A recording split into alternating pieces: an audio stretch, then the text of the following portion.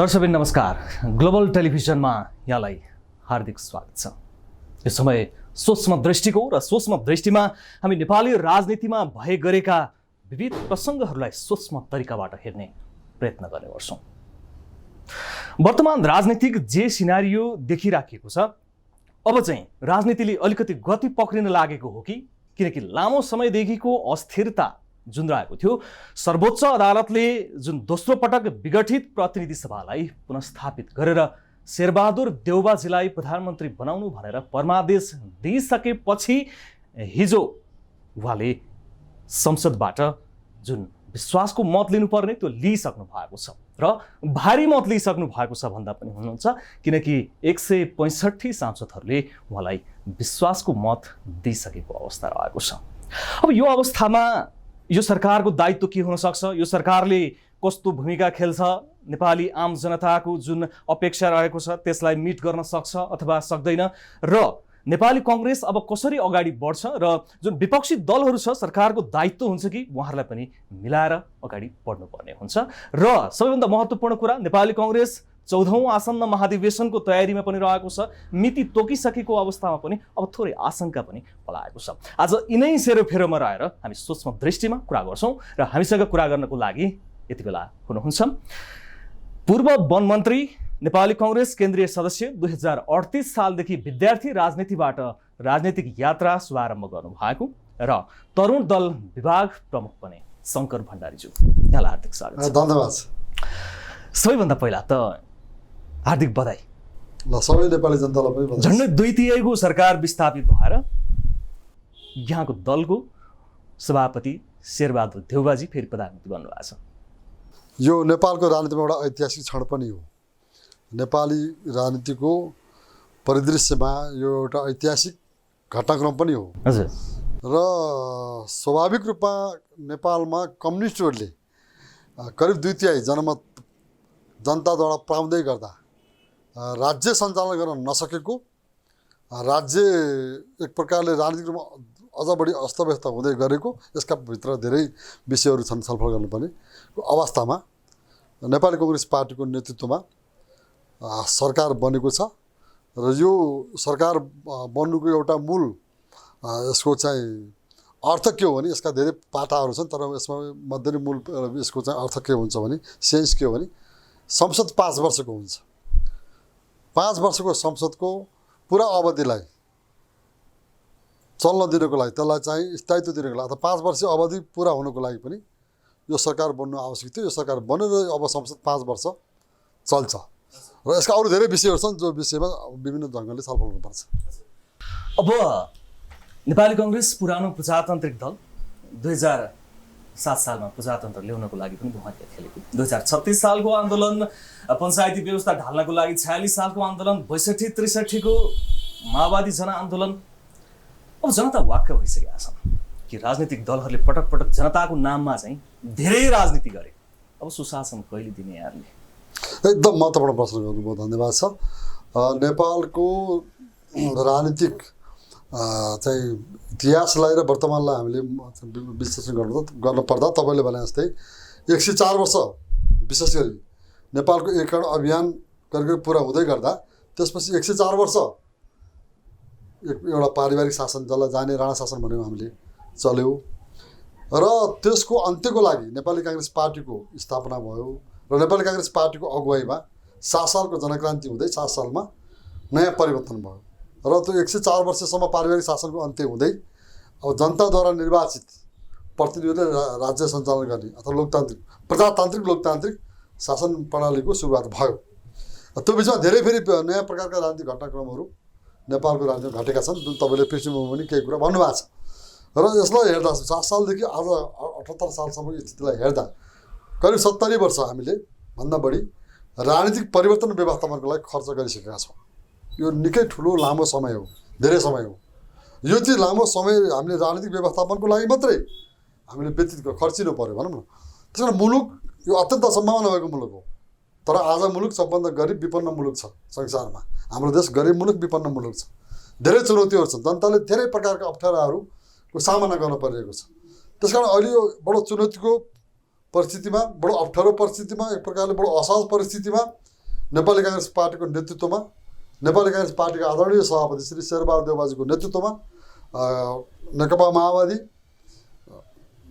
मधेसी जनअधिकार जसपा केही मतको हिसाबले नेकपा एमालेका धेरै सांसदहरूको समर्थन र जनमोर्चा होइन पार्टीको समर्थनमा हजुर अब यो सरकार बनेको यो सरकार तपाईँलाई अहिले यो सरकारका मूलभूत धेरै महत्त्वपूर्ण दायित्वहरू छन्।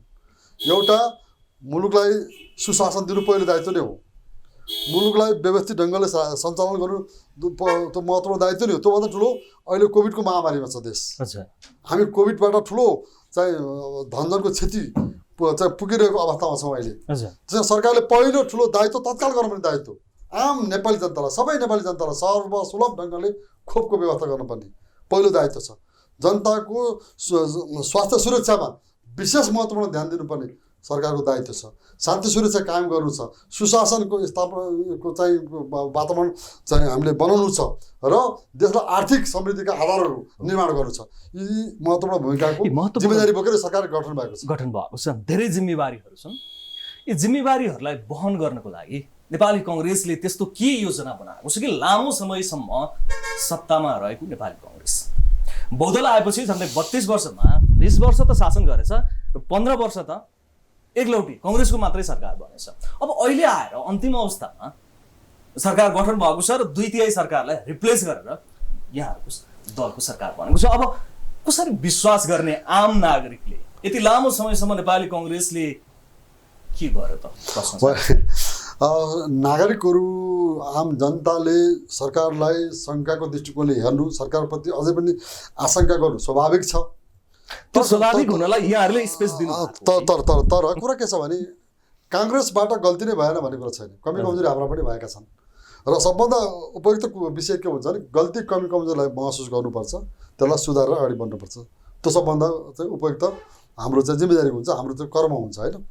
तर कङ्ग्रेसले के गर्यो त भन्ने कुरामा सन्दर्भमा तपाईँले पनि हामी पृष्ठभूमिमै बहस गर्ने सुरुमै केही कुरा परिवर्तनको सम्पूर्ण नेतृत्व काङ्ग्रेसले गर्यो र विशेष गरी 30 वर्ष पञ्चायतको अन्त्य गरी बहुदल प्राप्तिको आन्दोलनको नेतृत्व गरिसकेर बहुदल प्राप्त भइसकेपछि बनेको पहिलो काङ्ग्रेसको नेपाली काङ्ग्रेस सरकारले नेपालमा विकासका पूर्वाधारहरूको अभियानै सुरु गरेको अवस्था थियो। चाहे बाटोको पूर्वाधारको विकास भन्नुहोस्, चाहे अब हाम्रो हिमाल पहाड तराई मिलेर बनेको देश हो, हिमालका आफ्नै चुनौतीहरू छन्, पहाडका आफ्नै अप्ठ्यारा र जटिलताहरू छन्, तराईका गाउँ बस्तीहरू धेरै पछाडि परेका अवस्था छ अझै पनि।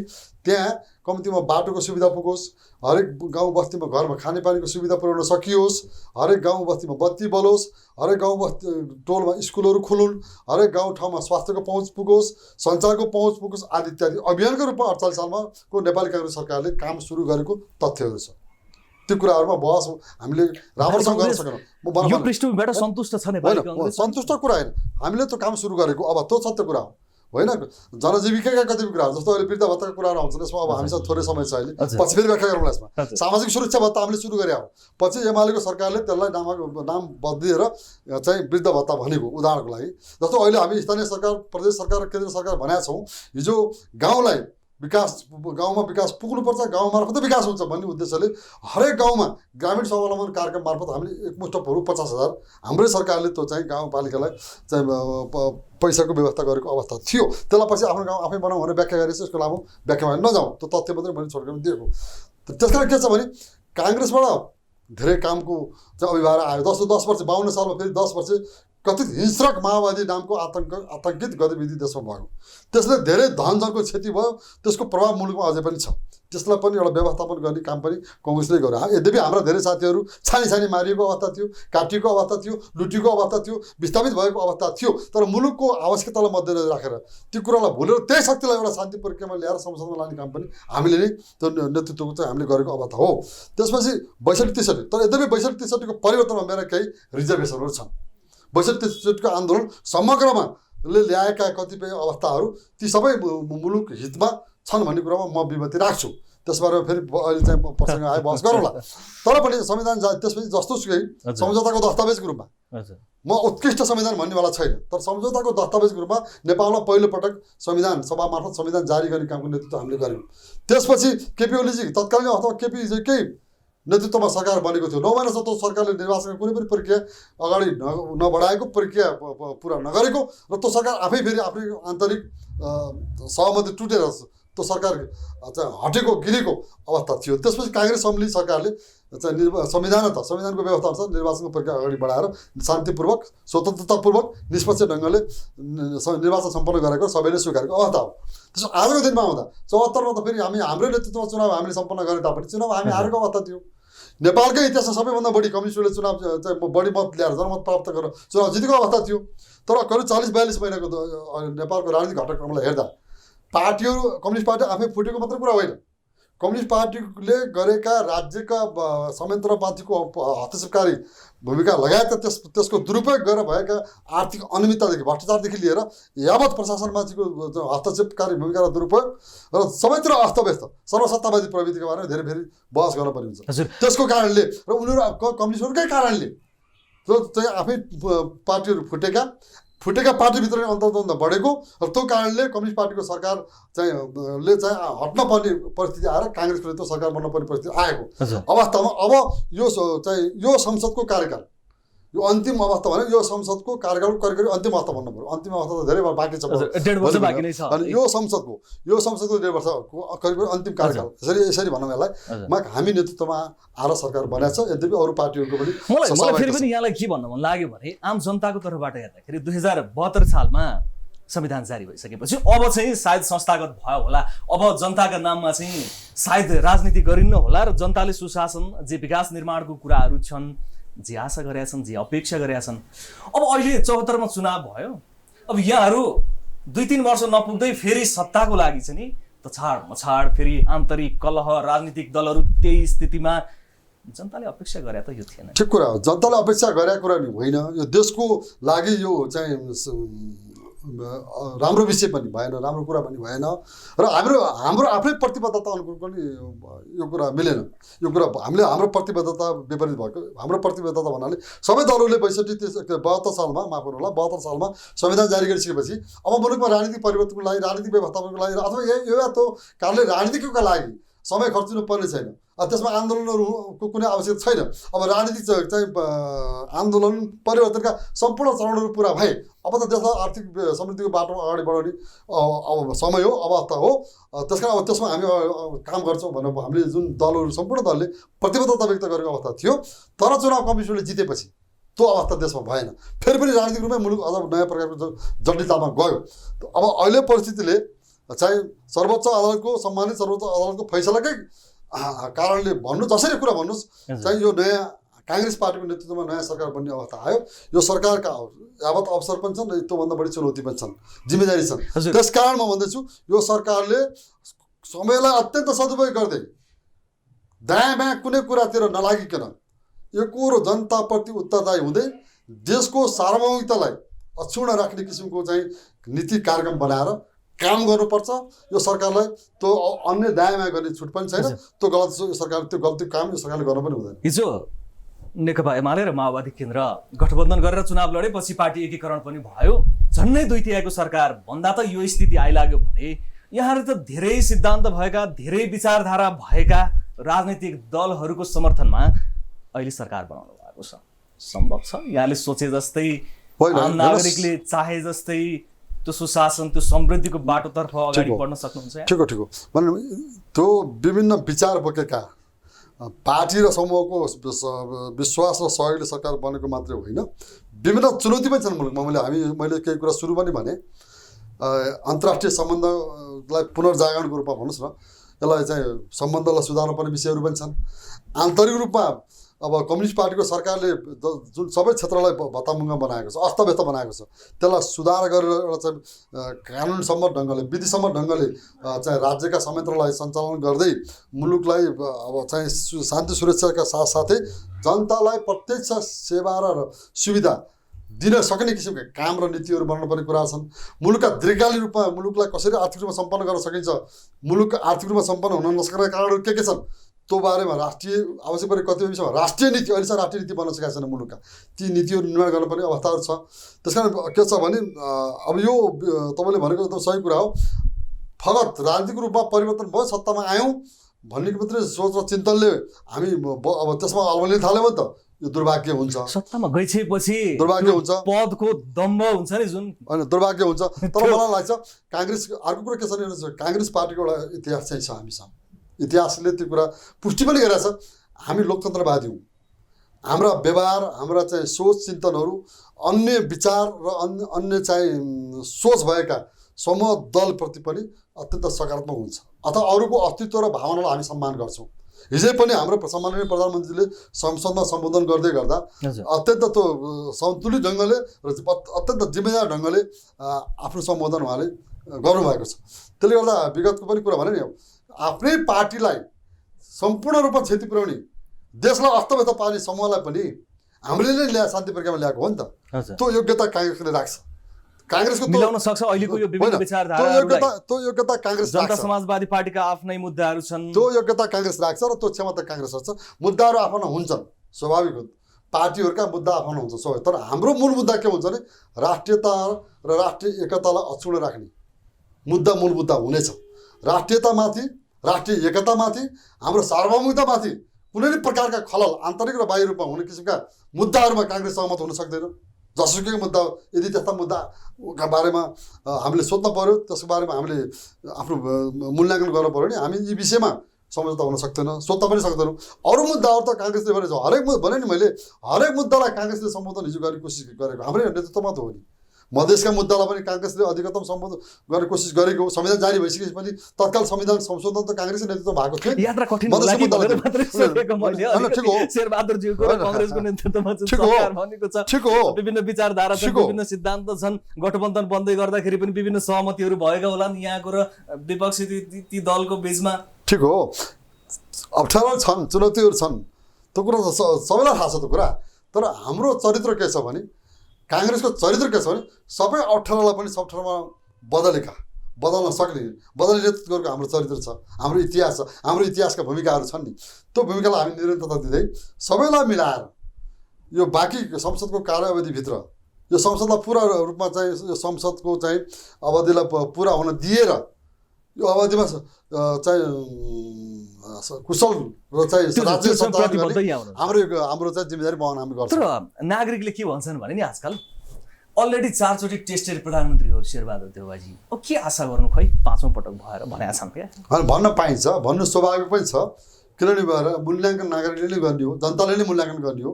हामी त्यसै गरी त्यही जनताले मूल्याङ्कन गर्ने परिपाटी नै लोकतान्त्रिक परिपाटी हो। त्यो परिपाटीको नै मूल परिपाटी हो। त्यो परिपाटी अनुसार देश चल्नुपर्छ भन्ने मूल विचार नै हाम्रो काङ्ग्रेस पार्टीको विचार हो। त्यस कारण हाम्रा बारेमा आएका हरेक टिप्पणीलाई हामी सम्मान गर्छौँ, आलोचनालाई हामी सम्मान गर्छौँ, गालीबाट हामी चाहिँ रियाक्टिभ हुँदैनौँ। हामी हाम्रा कमजोरीलाई हामी सुधार्न चाहन्छौँ, सुधार पनि पर्ने हुन्छ, संयम ढङ्गले अघि बढ्छ नि। त्यो हाम्रो चरित्र हो, त्यो हाम्रो व्यवहारमा हामीले त्यही अनुसार अगाडि बढ्नुपर्छ। ठ्याक्कै अहिले एउटा मात्रै मुद्दा भन्नुपर्ने हो भने सरकारको के प्राथमिकता? पहिलो प्राथमिकता खोप, नागरिकलाई कोरोनाबाट मुक्त गराउनु नै हो। खोपलाई जतिसक्दो छिटो आम नागरिकलाई त्यो खोपको सुव्यवस्था गर्नु नै हो। त्यसपछि मुलुकलाई शान्ति सुरक्षाको प्रत्याभूति गराउनु। कहिलेसम्म खोप लगाइसक्नुहुन्छ? होइन, अब सुन्नुहोस् न, अब भर्खर सरकार आएको छ, यो सरकारले पहिलो मन्त्री परिषदको बैठक, यो सरकार बनेपछि पहिलो मन्त्री परिषदको बैठकले पनि त्यो एउटा प्रतिबद्धता जारी गरिसकेको छ। यो बारेमा हामी सरकारमा गयौँ भने यो हाम्रो पहिलो प्राथमिकता हुनेछ भने सम्माननीय प्रधानमन्त्रीले पहिलो बैठकमा भन्ने होइन। ठिक हो, त्यो प्राविधिक देखियो, त्यो धेरै ठिक हो, प्राविधिक विषयहरू छन्। अब यसको लागि अब हाम्रा मित्र राष्ट्रहरूले कतिपयले चाहिँ खोप हामीलाई चाहिँ उपलब्ध चाहिँ सहयोग स्वरूप उपलब्ध पनि गराउनु भएको छ, डोनेसन पनि दिनुभएको छ। अब पुरानो सरकारले खोपलाई चाहिँ कतिपय चाहिँ खोप किन्ने होइन प्रक्रियालाई अगाडि बढेको छ, त्यसलाई पनि हामी यो सरकारले निरन्तरता दिनुपर्छ।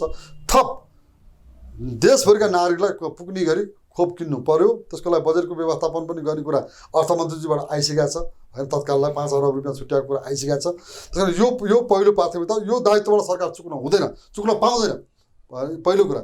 दोस्रो कुरा सुशासन भने नि, सुशासन अनिवार्य छ मुलुकमा। तेस्रो कुरा आज हेर्नुहोस्, साना मझौला मध्यम ठुला सम्पूर्ण व्यवसायहरू धाराशायी भएका छन्, अस्तव्यस्त भएका छन्। सबभन्दा ठुलो कुरा चिन्ताको विषय, जुन व्यवसायहरूलाई सुचारू रूपमा सञ्चालन गर्ने वातावरण अनिवार्य बनाउनु पर्नेछ। त्यसैबाट राज्यले आम्दानी गर्ने हो, राज्यको अर्थतन्त्रको चाहिँ सुधार हुने हो। त्यो विषयमा सरकारले ध्यान दिनुपर्छ। सामाजिक सुरक्षाको बारेमा काङ्ग्रेस अलिकति अनुदार छ भन्छन् नि। होइन अब हेर्नुहोस्, मैले भने कमी कमजोर नै काङ्ग्रेसबाट भएको छैन भन्ने कुरा हाम्रो दावा छैन, दावा गर्नु पनि हुन्न। आम नागरिकले अपेक्षा गरे अनुसारको त्यो त भने नि 70 वर्ष हामीले किन लगाएको, 70 वर्ष लाग्ने हो र एउटा परिवर्तनको लागि। आखिर परिवर्तन त यही लोकतन्त्रको स्थायित्वको लागि हो। जनताद्वारा निर्वाचित प्रतिनिधिहरूले राज्य व्यवस्था सञ्चालन गरी जो देशप्रति जवाबदेही भएर काम गर्ने मूल त्यसको थिम त निष्कर्ष त त्यही हो। त्यसको लागि 70 वर्ष लाग्नु हुन्थेन। हाम्रो नियतिले 70 वर्ष लगायौँ र पनि अझै पनि स्पष्ट रूपमा राजनीतिक व्यवस्थापन हुन सकेन। त्यो दुर्भाग्य हो। तर काङ्ग्रेसले अनेक अवरोध पार गर्दै हामीले मुलुकको लागि जति सङ्घर्ष गऱ्यौँ त्यति नै हाम्रो विरुद्ध राष्ट्रिय अन्तर्राष्ट्रिय षड्यन्त्रहरू भए। 17 सालमा बिपीको 2/3 सरकार अवदस्त हुन परेको छ, पार्टी प्रतिबन्धित भएको छ। त्यो बडो हामीसँग दुःखद राजनीतिक घटनाक्रम हाम्रो चाहिँ जीवनमा हामीले बेहोरेको अवस्था छ। मुलुकले त्यो कुरा बेहोरेको अवस्था छ। तथापि काङ्ग्रेसले अझै पनि फेरि पनि भन्छु, सुधार्नुपर्ने कुरामा सुधारेर, सुध्रिनुपर्ने कुरामा सुध्रिएर, मुलुकलाई र जनतालाई शिरमा राखेर चाहिँ इमान्दार साथ र मेहनतका साथ काम गर्नुपर्ने दायित्व हो। त्यो दायित्व अहिले फेरि अभिभार हाम्रो काँधमा आएको छ। त्यो पुरा गर्नुपर्छ। पुरा गर्न सकेन भने फेरि पनि जनताले हाम्रो मूल्याङ्कन गर्नेछ। हजुर, सरकार, राजनीतिक दल र जनताको बिचमा अहिले अलिकति दूरी अलिकति बढेको छ, स्वीकार्नुहुन्छ है? किनकि राजनीतिक दलका नेताहरू र सरकारले चाहिँ उत्तरदायीपूर्ण भूमिका निर्वाह गर्न नसकेका कारणले गर्दाखेरि आज आम नागरिक राजनीतिप्रति वितृष्णा पैदा भएको छ। त्यो स्वाभाविक हो। त्यो नागरिकको नैसर्गिक अधिकारको कुरा। यहाँहरू स्वेच्छाचारी भन्नुभयो कि अलि नेतृत्वमा आइसकेपछि चाहिँ हामी बस्दिने अझै गरे पनि हुन्छ। अब होइन भनिसकेँ नि मैले, कस्तो जटिल परिस्थिति नागरिक के गर्दै हेर्नुहोस् न कुरा। अब 46 सालमा परिवर्तन भएको, 48 सालमा पहिलोपटक निर्वाचित सरकार बनेको, काङ्ग्रेसकै सरकार बने हो। एउटा कुरो यो छ, हामीले पनि 5 वर्ष टिकाउन सकेनौँ। त्यो समीक्षाको विषय छ नि त, मूल्याङ्कन विषय छ नि त। तर पनि 52 सालबाट त 10 वर्षसम्म त हेर्नुहोस् त यत्रो हत्या हिंसाको आतङ्कित गतिविधि त मुलुकमा भयो। त्यो त बाहना मात्रै होइन, सत्य कुरा हो नि। सत्य त्यसले त धेरै ठुलो क्षति भएको छ। हजारौँ मान्छे मारिनु पर्यो। हजारौँ मान्छेहरूले अहिले अङ्गभङ्ग भएको जीवन अङ्गभङ्ग भएर कठिन जीवनयापन गर्न परेको अवस्था छ। त्यो पक्षलाई पनि राज्यले ध्यान दिन्छ। त्यसमा अब हेर्नुहोस्, कुनै आरोप होइन, कुनै आरोप 10 वर्ष किन लगाएको त? त्यो सशस्त्र द्वन्द्व गरिरहेकोलाई चाँडै नेतृत्व गर्न सक्थ्यो नि नेपाली काङ्ग्रेस त। ठुलो दल, प्रजातान्त्रिक दल। यसमा मेरो दृष्टिकोण के छ भने, मेरो दृष्टिकोणमा मेरै पार्टीभित्र नै बहस हुनुपर्छ भन्छु म। मेरो दृष्टिकोण के छ भने, नेपालको राजनीति अत्यन्त संवेदनशील छ। अत्यन्त सामरिक रूपमा हामी संवेदनशील अवस्थामा छौँ। भू राजनीति हाम्रो त्यस्तै छ। हाम्रो राजनीतिमा संसारको चासो छ। यसरी बुझ्नुहोस् न, संसारको चासोको कारणले माओवादी को रहेछ नि त? माओवादीलाई कोले कसरी साथ दिएका रहेछ भन्ने कुरो धेरै कुरो त बाहिर आइसक्यो। किन गराइएको रहेछ त? आखिर के भयो त त्यो? त्यसको फेरि छुट्टै धेरै बहस गर्न पर्ने होला नि त। बहस गर्न पऱ्यो नि त। त्यो एउटा पाटो छ। सुन्नुहोस्, त्यसमा के छ भने नि मैले जो 10 वर्ष भनेको लामो समय, त्यसपछि के भने मैले भन्दै थिएँ, आरोप लगाएको होइन।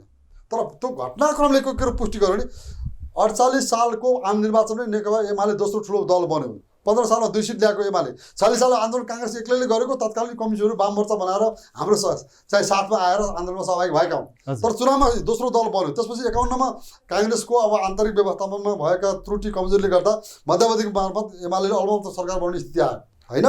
त्यसपछि त कम्युनिस्टहरू बलिया हुँदै आए। 56मा आउँदा अझ बढी कम्युनिस्टहरू बलिया भए। अब 58-62सम्म आउँदा कम्युनिस्टको अझ बढी वर्चस्व बढ्यो होइन। त्यसले गर्दा जति कम्युनिस्टको नेपालमा भूमिका बढ्यो, शक्ति बढ्यो, त्यति नै मुलुकको राजनीतिक जटिलता बाटोमा गएको कुरा त्यो कुरा धेरै दृष्टान्त छन्। यसमा पनि बहस गर्नुपर्छ। कम्युनिस्टहरूको हैसियत बढ्दा मुलुकको राजनीति झन् जटिल बनेको छ। त्यसरी भन्नु मिल्छ र? होइन, तथ्यले त प्रमाणित हो। मैले आरोप लगाएको तथ्य त्यही हो, प्रमाण त्यही हो। प्रमाण अन्तिम प्रमाण यही हो। यसको भूमिकाले पनि त त्यत्रो प्रभावकारी देखाउन नसकेको लामो इतिहासमा 2006 सालदेखिको अहिले होइन। हामीले सबै राम्रो गऱ्यौँ भन्ने दावा छैन भने त मैले पटक भनिरहेको छु। अहिले पनि तपाईँ त्यो होइन। किनकि अहिले हेर्नुहोस् न, हामी दलहरू सर्वेसर्वा भएको अवस्थामा करिब 2/3 जनमत ल्याएर नेपाल कम्युनिस्ट पार्टी बनेर कम्युनिस्टको सरकार बन्दै गर्दा काङ्ग्रेसको बारेमा यत्रो प्रश्न, काङ्ग्रेसको भूमिकाको बारेमा यावत गुनासाहरू थिए, प्रश्नहरू उठेका थिए। काङ्ग्रेस प्रतिपक्षको हैसियत निष्प्रभावी भयो, काङ्ग्रेस भूमिकाहीन भयो आदि इत्यादि हाम्रो बारेमा विश्लेषणहरू मूल्याङ्कनहरू भइरहेका थिए, चर्चा भइरहेका थिए। सर्वेसर्वा भएका कम्युनिस्टहरूले पार्टी पनि जोगाउन सकेन, फुटेका पार्टीभित्र पनि तपाईँको एकता देखिँदैन। यसमा हामी खुसी छैनौँ कि लोकतन्त्रमा पार्टीहरूको भूमिका हुनुपर्छ, पार्टी हुनुपर्छ। यो लोकतान्त्रिक पार्टी बिना पार्टीको प्रतिस्पर्धा बिना लोकतन्त्रै हुँदैन। यो काङ्ग्रेसको सिद्धान्तभित्रै कुरा हो। त्यति मात्र नभई आफ्नै कारणले चाहिँ अहिले चाहिँ पुरा अवधि चाहिँ 5 वर्ष अवधि सञ्चालन गर्न सकेर सरकारबाट बहिर्गमन हुनु परेको कम्युनिस्टकै कारणले हो नि। यसले त मुलुकलाई अस्थिरताको एउटा सङ्केत त दियो नि। यो सरकार त्यसकारण काङ्ग्रेसले अहिलेको समयमा 2/3 ल्याएको भए भनौँ, म दावासाथ भन्छु 74 सालमा यदि काङ्ग्रेसको 2/3 आएको भए 2/3 नै पर्दैन, पूर्ण बहुमतको सरकार आएको भए हामी 5 वर्ष चलाउँथ्यौँ। चलाउन सके त होइन नि, आएको बेलामा हामीले सुधार होइन, अब फेरि आएको भए अजम्सन गरेर चलाउँथ्यौँ। त्यो विश्वास हो र त्यो जिम्मेदारी कुरा हो होइन। भोलि पनि त्यो दिन आउँछ। अब हामीलाई विश्वास छ, हामीले मिहिनेत त गर्नै पर्छ। हामीले जनतालाई व्यापक रूपमा कुरा देशका कम्युनिस्टका गतिविधि, कम्युनिस्टका कार्यशैली, कम्युनिस्टका बेइमानीहरू र अन्तर्राष्ट्रिय हाम्रो मुलुकप्रतिको स्वार्थहरूलाई जनता कहाँ लगेर बहस गराएर जनतालाई चित्त बुझाएर फेरि जनताको अब चाहिँ तपाईँको अब आउने आम निर्वाचनमा बहुमत ल्याएर हामीले देशलाई वास्तविक सुशासनका साथ देशको आर्थिक विकासको बाटाहरू योजनाहरूका साथ काङ्ग्रेसले काम गर्न त बाँकी नै छ। त्यो समय त अझ हामीलाई चाहिएकै छ र त्यो समय आउँछ पनि भन्ने मेरो विश्वास छ। त्यही कम्युनिस्टलाई यहाँले छिन्न भिन्न भन्दै गर्दा त्यही कम्युनिस्टका नेताहरूले समर्थन गरेर यहाँको दलको सभापति प्रधानमन्त्री बन्नुभएको छ अहिले।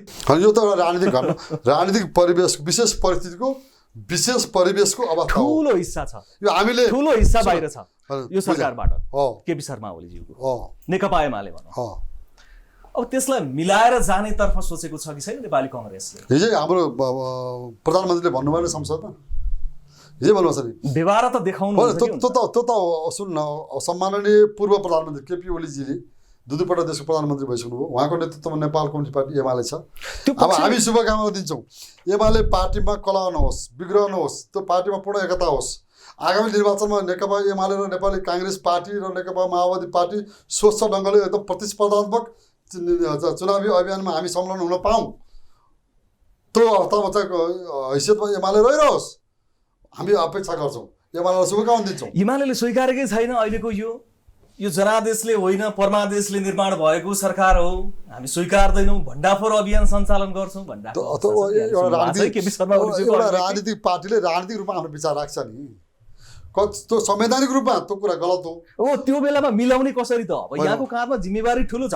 मिलाउने भनेको त लोकतान्त्रिक प्रक्रियालाई, लोकतान्त्रिक विधिलाई, लोकतान्त्रिक चाहिँ चरित्रलाई हामीले सबैले अनुसरण गर्ने हो, त्यही अनुसार हामी चल्ने हो। मिलाउने भने त्यही हो, सबै त्यस्तो त्यो विधि प्रक्रिया र पद्धति अनुसार चल्नु पऱ्यो र त्यसलाई सबैले स्वीकार्नु पऱ्यो। मिलाउने त्यही हो, विधि भनेको त्यही अनुसार अघि बढ्छ कङ्ग्रेस। नबढे त मुलुकलाई हामीले धोका दिएको हुन्छ, मुलुक झन् अस्तव्यस्त हुन्छ। 70 वर्ष लगाएर प्राप्त गरेको लोकतन्त्र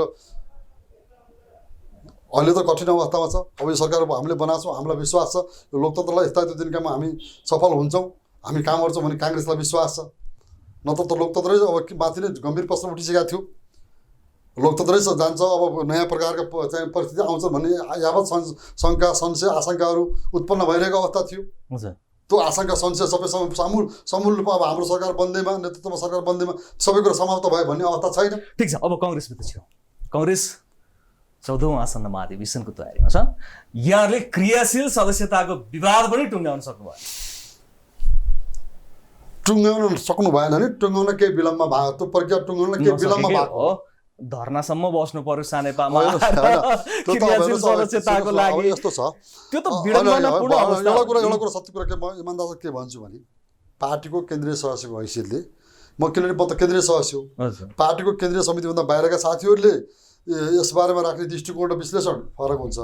हामी त केन्द्रीय समितिमै छौँ। पार्टीको महाधिवेशन गराउने अभिभावक केन्द्रीय कार्य समितिको हो। त्यो अभिभावकलाई समयमै पुरा गर्न नसक्ने कमजोरी पनि केन्द्रीय कार्य समितिको मेरो पनि हो। 4 वर्षीय कार्यकाललाई 5 वर्ष 1 वर्ष थपेर 5 वर्षभित्र पनि अधिवेशन गर्न नसक्नु हाम्रो गम्भीर कमजोरी हो। यो अहिलेको केन्द्रीय कार्य समितिको कमजोरी हो। त्यो कुरा हामीले स्वीकार्नुपर्छ। केन्द्रीय सदस्यको नाताले मेरो हिस्सा अनुसार त्यो कमजोरीलाई म स्वीकार्छु। अर्को कुरा के छ भने अहिले हाम्रै कमजोरीले गर्दा हामीले चाहिँ नेपालको संविधानको दल सम्बन्धी गरिएको प्रावधानलाई टेकेर अधिवेशनको फेरि अहिले 14औं महाधिवेशनको अन्तिम तयारीमा हामी छौँ। यो हाम्रो बाध्यात्मक अवस्था पनि हो, बाध्यात्मक समय पनि हो हामीलाई। समयको यो चाहिँ दबाब पनि हो, समयको यो चाहिँ माग पनि हो होइन, जसरी बुझौँ। यसमा के छ भने अब अहिले एउटा खुसीको कुरा के छ हामीलाई यसमा भने 13औं महाधिवेशनमा करिब 4-4.5 लाखको हाराहारीमा हाम्रो क्रियाशील सदस्य हुनुहुन्थ्यो। अहिले त्यो सङ्ख्या बढेर करिब 10 लाखको हाराहारीमा पुग्दैछ।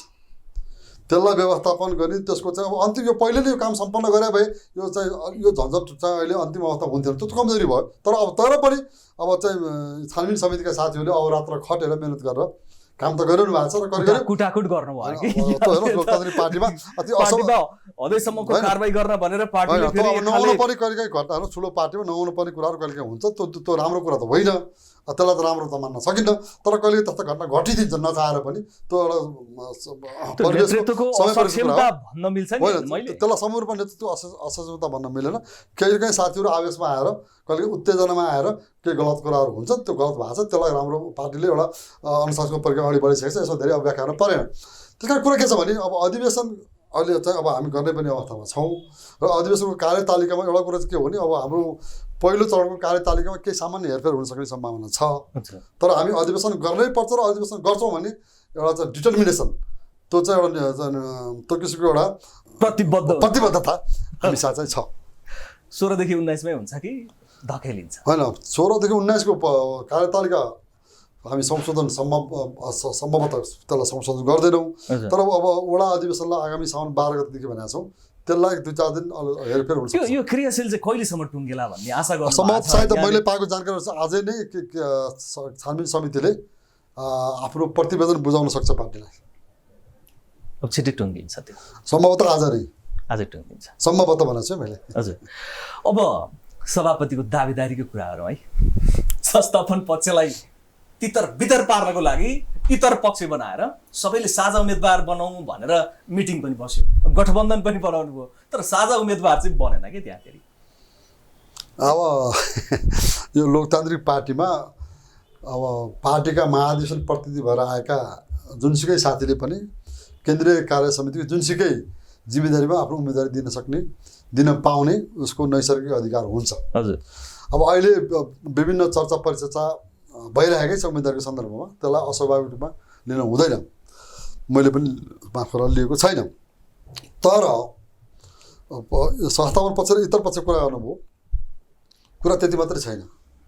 के छ बताउनु? म भन्दैछु यो महाधिवेशन फगत नेतृत्व चयनको मात्रै महाधिवेशन हुनु हुँदैन। यो महाधिवेशन मैले अहिले सुरुमै भनेको छु, 62 को 63 को परिवर्तनको नेतृत्व त काङ्ग्रेसले गर्यो।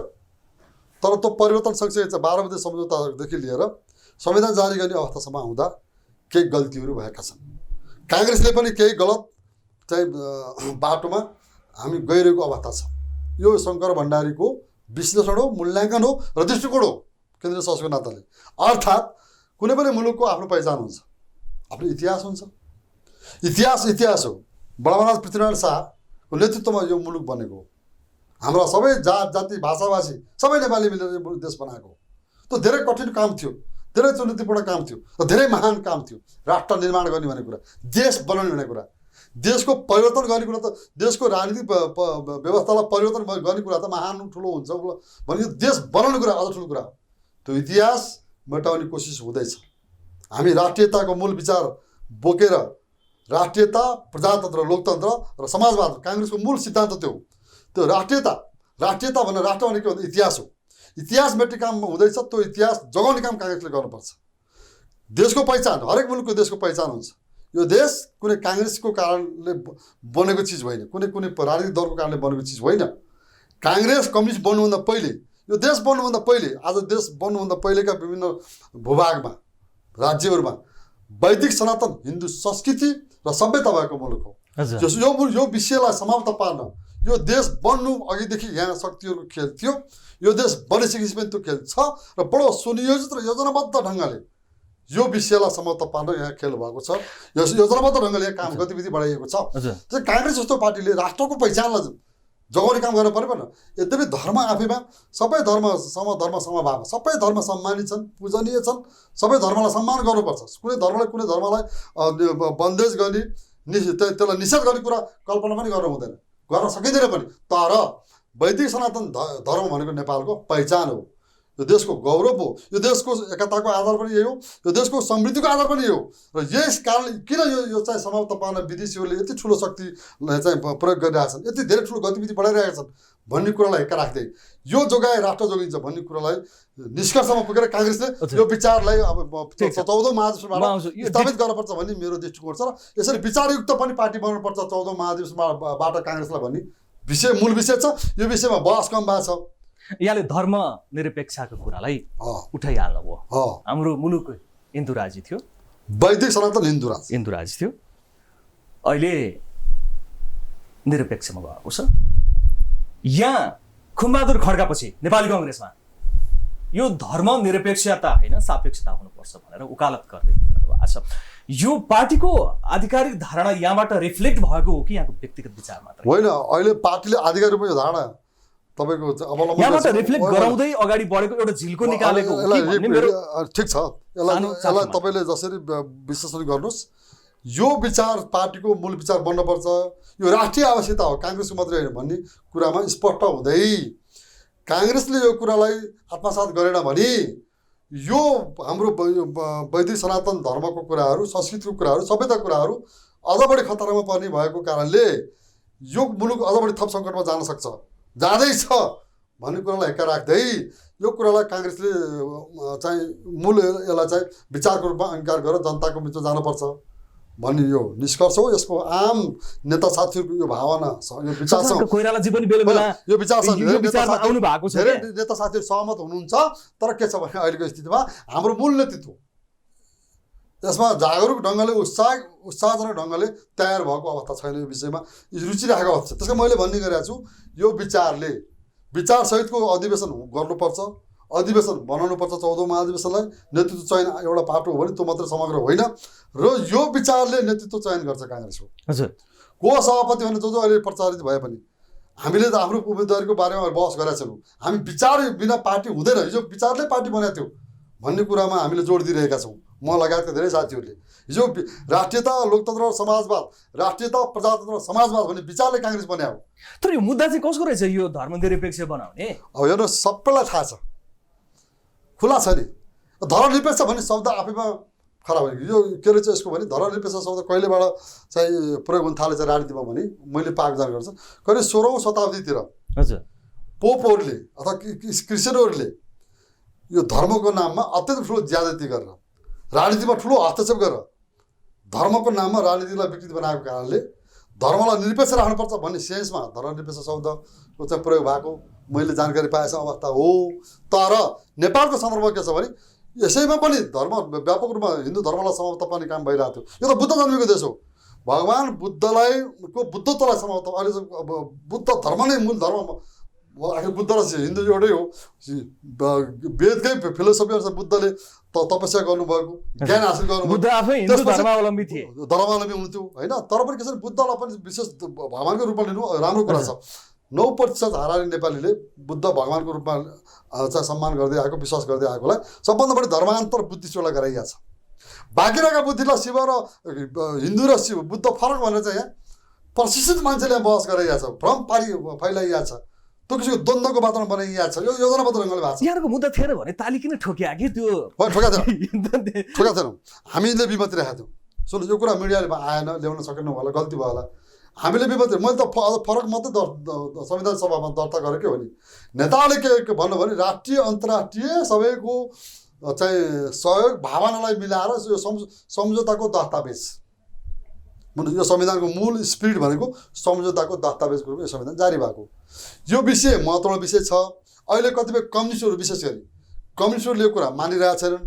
अब अरू सेन्स पनि छ भने बाह्य सेन्स बुझ्नुहोस् कुरा। त्यसपछि भोलि यसलाई संशोधन गर्दै लगिने छ।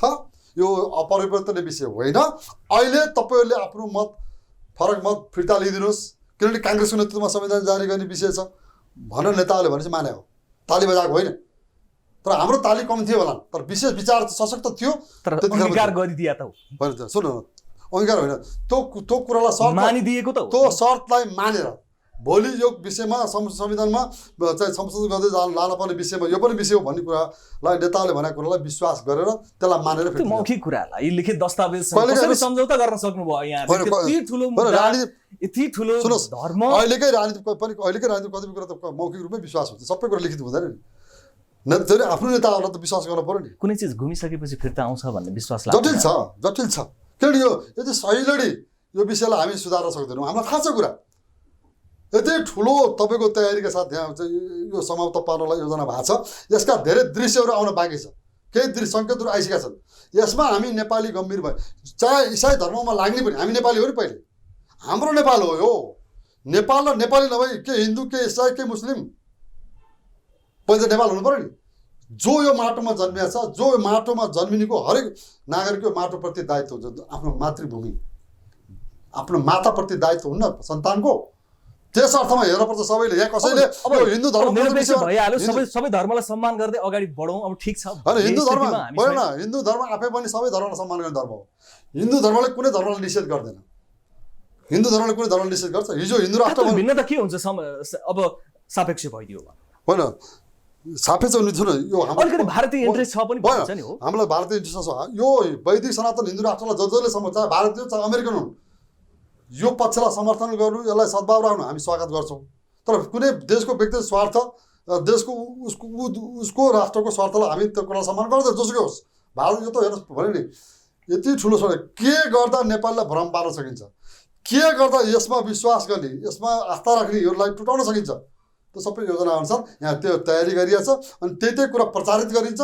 र त्यही अनुसार भ्रम सिर्जना गरिन्छ कहिले भारतलाई दोष लगाइदियो भयो कहिले चाहिँ अब चाहिँ शिवलाई दोष लगाइदियो भयो कहिले चाहिँ अब उस्तै भएर बुद्धलाई दोष लगाइदियो भयो कहिले गुरु फाल्गुनन्दलाई दोष लगाइदियो भयो यो धेरै कुराहरू योजनाबद्ध रङ्गले भएको छन् त्यस कारण म फेरि पनि भन्छु यो राष्ट्रको विषय हो यो काङ्ग्रेसको विषय होइन यो कम्युनिस्टको विषय होइन यो कुनै संस्थाको विषय होइन यो आम नेपालीको विषय हो यो नेपाल राष्ट्रको विषय हो आज दुनियाँले राष्ट्रको लागि काम गरेको छ अमेरिका जस्तो देशमा बाइबल छोडेर राष्ट्रपति शपथ किन खानु पर्यो त्यहाँ हिन्दूहरू छैन त्यहाँ मुस्लिमहरू छैन आज कतिपय मुलुक दर्जनौँ मुलुक किन इसाई मुलुक घोषित भएका किन दर्जनौँ मुलुक इस्लाम भएका त्यति मात्र होइन इजरायल संसारमा एउटा मात्रै देश छ इजरायल जो यहुदी मुलुक हो किन सारा कुरो अमेरिकनहरूको त्यहाँ तपाईँको छत्रछायामा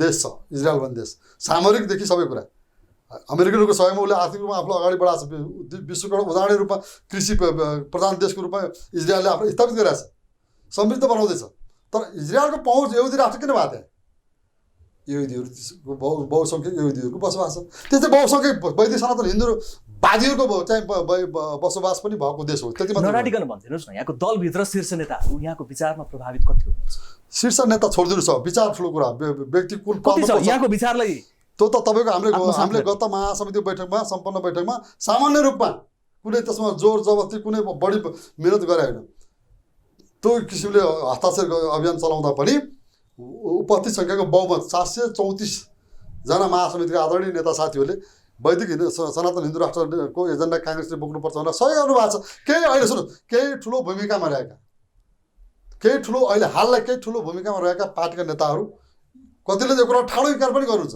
त उहाँहरूको अहिले पार्टीको भूमिका भोलि उहाँहरू त्यो पार्टीको भूमिका नरहँदा उहाँहरूको बोलीको साइज पनि त्यो खुम्चिहाल्छ यो विचारको चाहिँ ठुलो प्रधानता छ पार्टीभित्र त्यो मुद्दालाई उठाउनु पर्छ भनेर पनि बोलिसक्नु भएको छ त्यो भन्दैछु त त्यो नभए यही विचार बोकेर पार्टीको नेतृत्वमा उम्मेदवारी आउँछ शशाङ्कजी आउनुभयो भने अलि बढी सम्भावना छ है त्यसो भए होइन मेरो एकदम उहाँलाई मेरो स्वागत छ सभापति बन्नुभयो भनेदेखि यसमा स्पष्ट म हिन्दू यो सनातन हिन्दू राज्यको बारेमा मेरो पहिलो आशय र चाहिँ मेरो इच्छा के छ भने मैले अरू साथीको प्रतिनिधित्व गर्दै हामीहरूको इच्छा के छ भने आदरणीय श्री शेरबहादुर देउपाले यो कुरा स्वीकार्नुहोस् यो कुरालाई वर्णन गरिदिनुहोस् यो कुरालाई मानिदिनुहोस् र यो कुरा बोलिदिनुहोस् हजुर उहाँ हामीलाई फेरि ससम्मान सभापति बनाउन चाहन्छु इच्छा छ नभए जसले यो विचार बोक्छ त्यो हाम्रो सभापति बन्न योग्य मान्छे हुन्छ म अलिकति फरक प्रसङ्गमा जान्छु थोरै समय मात्र बाँकी छ थोरै हामी त्यसको चर्चा गरौँ एमसिसीको प्रसङ्ग थोरै उठाउन मन लाग्यो अब है अड्किएको संसदबाट अनुमोदन गर्नुपर्ने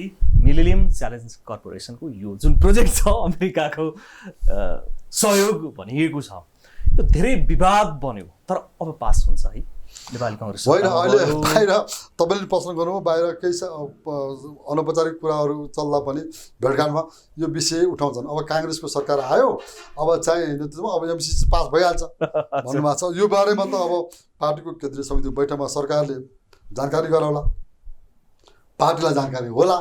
यहाँको व्यक्तिगत विचार के छ? यहाँको व्यक्तिगत विचारले के भन्छ? एमसिसीमा जति विरोध भइराखेको छ त्यो विरोध हुनुपर्ने गरी विरोध भइराखेको छ कि नबुझेर विरोध भइराखेको छ? अहिले यस्तो के छ नि, म पार्टीको केन्द्रीय सदस्य भइसकेका नाताले र पार्टीकै नेतृत्वमा सरकार बनाए नाताले यो विषय पार्टीमा बहस गर्नुपर्ने विषय हो, पार्टीले एउटा दृष्टिकोण बनाउनुपर्ने विषय हो। यसमा व्यक्तिगत दृष्टिकोण अहिले बाहिर राख्ने बेला भइदियो। संसदबाट अनुमोदनै गर्नुपर्ने विषय चाहिँ हो कि होइन त? पार्टीले निर्णय गर्नु पर्यो यसमा। पार्टी काङ्ग्रेस पार्टीको दृष्टिकोण चाहियो, शङ्कर भण्डारीको दृष्टिकोण होइन। कुनै एउटा प्रोजेक्ट हामी एउटा शङ्कर भण्डारी आम नागरिक भएर सोच्दाखेरि एउटा कुनै प्रोजेक्ट कुनै देशले सहयोगको लागि दिन्छ, त्यसलाई हाम्रो कानुनभन्दा माथि राख्ने गरेर त्यो प्रोजेक्ट संसदबाट अनुमोदन गर्नुपर्छ भन्ने मान्यतामा चाहिँ हुनुहुन्छ कि हुनुहुन्न? आम नागरिक मात्रै होइन, काङ्ग्रेसको केन्द्रीय सदस्यकै हैसियतले पनि भन्छु, देशको स्वाभिमानलाई कमजोर गर्ने गरी कुनै पनि प्रकारको सहयोग र सहयोग सम्बन्धी विषयमा सम्झौता गर्न सकिँदैन, गर्न मिल्दैन। गलत छ एमसिसी, त्यो बारेमा केन्द्रीय समितिले निर्णय गर्नुपर्छ। भनेपछि अब फेरि समग्र सरकारको भूमिकाको थोरै प्रसङ्ग उठाउँ र हामी अन्त्यतिर जाउँ।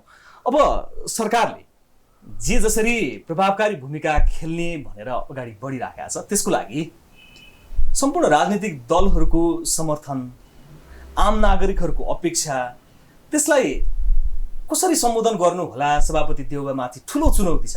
अब मेरो चाहिँ अब मैले सभापतिजीलाई भेटेर यहाँको सुझाव के हुन्छ? सुझाव राम्रो दिन पाएको छैन। फेरि बैठक पनि बहला केन्द्रीय समिति। मेरो त के छ भने केन्द्रीय समितिले नै एउटा सरकारलाई सहयोग गर्नुको लागि एउटा चाहिँ त्यस्तै एउटा विशेष एउटा कार्य दल जस्तो बनाउनुपर्छ। सरकारले गाइड गर्नुपर्छ क्या, सरकारलाई सहयोग गर्ने दृष्टिकोणले, सरकारलाई चाहिँ दुरुपयोग गर्ने दृष्टिकोणले नि सरकारलाई सफल बनाउनेको लागि सहयोग गर्ने दृष्टिकोणले एउटा कार्यदल पार्टीले बनाउन आवश्यक छ। सरकारलाई सल्लाह सुझाव र सरकारबाट भएका कमी कमजोरलाई मूल्याङ्कन गर्नको लागि पार्टीले एउटा कार्यदल बनाउन आवश्यक छ भन्ने मेरो दृष्टिकोण छ। म त्यो सल्लाह दिन बाँकी छ सभापतिजीलाई। र विगतको अनुभवले पनि अब मन्त्रीहरूले पनि अब समय एउटा अवसरको रूपमा लिएर पूर्ण जिम्मेदारीका साथ कहीँ अलमलमा नपरिकन, कुनै भ्रममा नपरिकन, कुनै प्रकारका प्रभाव र दबावमा नपरिकन मुलुकलाई परिणाममुखी ढङ्गले एउटा चाहिँ काम देखिने गरी काम गर्ने दृढताका साथ मन्त्रीज्यूहरूले काम गर्न पनि आवश्यकता छ। प्रशासन यन्त्र अस्तव्यस्त भएको अवस्था छ। प्रशासन क्षेत्रमा काम गर्ने प्रशासक साथीहरूलाई उच्च मनोबलको विकास चाहिँ गराउँदै उहाँहरूलाई सक्रिय बनाउनु पनि अहिले आवश्यकता छ।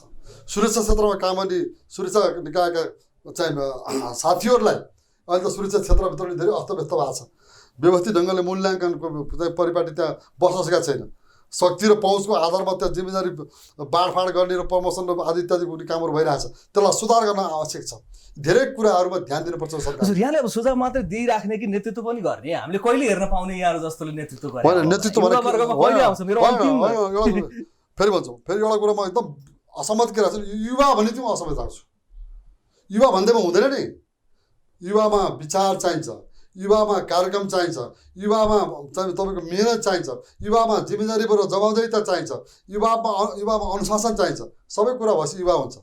उमेरले मात्रै युवा भन्ने अनुशासन पनि छैन, जिम्मेदारी पनि छैन, इमान्दारिता पनि छैन, नैतिकता पनि छैन, स्वार्थ मात्रै छ, महत्त्वाकांक्षा मात्रै छ, त्यो युवा हुन सक्छ। नेपाली काङ्ग्रेसको युवाहरूमा यहाँले भने जस्तै गुण मात्रै छ? होइन, त्यो कुरा होइन। मैले भने म अहिले काङ्ग्रेसभित्र रहेका जो केन्द्रीय समिति छौँ हामी युवाहरूको भूमिका पार्टी निर्माण गर्ने दृष्टिकोणले र पार्टीलाई नयाँ ऊर्जाशील बनाउने दृष्टिकोणले प्रभावकारी हुन सकेको छ। जहिले नि पुस्तान्तरणको कुरा मात्रै उठिरहेको छ, कहिले पनि हुँदैन क्या। फेरि त्यही पुस्ताले मात्रै नेतृत्व गरिरहेको देखिन्छ। आम नागरिकले चासो राखे भएर मैले सोधिदिएको। ठिक हो, यदि सही मानेमा युवाहरूमा त्यो energetic character, emotion, dedication, discipline, action, honesty सबै कुरा भए त्यो युवा देख्नुहुन्न? होइन, हामीले